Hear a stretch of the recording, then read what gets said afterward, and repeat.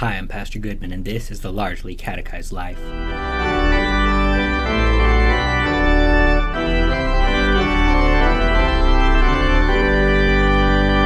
So, I keep hearing this Bible verse, put not your trust in princes, in a son of man, in whom there is no salvation.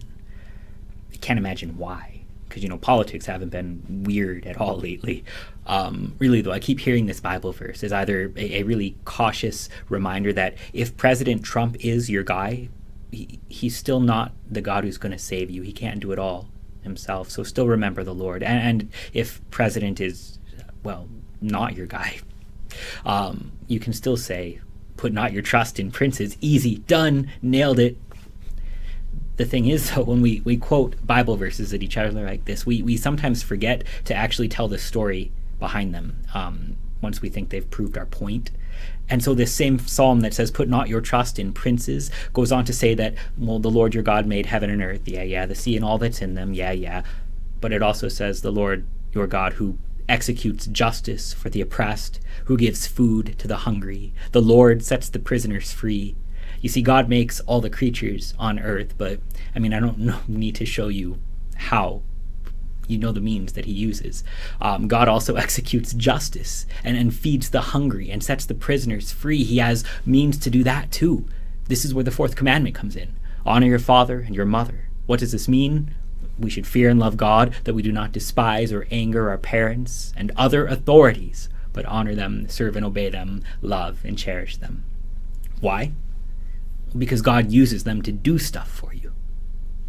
Luther writes, the same is also to be said of obedience to civil government, which, as we have said, is embraced in the estate of fatherhood and extends farthest of all relations. For here the father is not one of a single family, but of as many people as he has tenants, citizens, or subjects.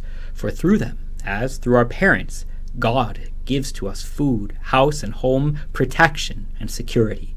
Therefore, since they bear such name and title with all honor as their highest dignity, it is our duty to honor them and to esteem them great as the dearest treasure and most precious jewel upon the earth. Which is the hardest part? The idea that God would work through sinners, through unbelievers, through people who are wrong. And there's another Bible verse we'll be real quick to throw out here. We must obey God rather than men.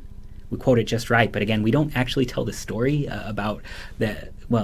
Peter only actually says this thing because he wants to tell the story about how God worked through unbelieving Caiaphas, who for some reason thought that it would be better that Jesus should die for the sake of all the people. That, God would work through Pilate, through whom Jesus was crucified. You see, when God really sets his mind to doing something for you, he tends to get his way. He's stronger. He's smarter. He's God. This is the great hope of the fourth commandment. It's God who deserves the honor. Parents, other authorities, they don't earn it by somehow being sinless and deserving it and earning it and buying it from you. It's that they deserve honor because, God has promised to work through them, even through the sinful ones, even through the ones who you might not agree with. And he gets his way. Higher Things thanks you for your support. Please continue to support the work we do with youth by going to our website at higherthings.org, clicking on support, and donating securely through PayPal. Your gift helps us in our mission to support pastors, youth workers, and parents in daring our church's youth to be Lutheran.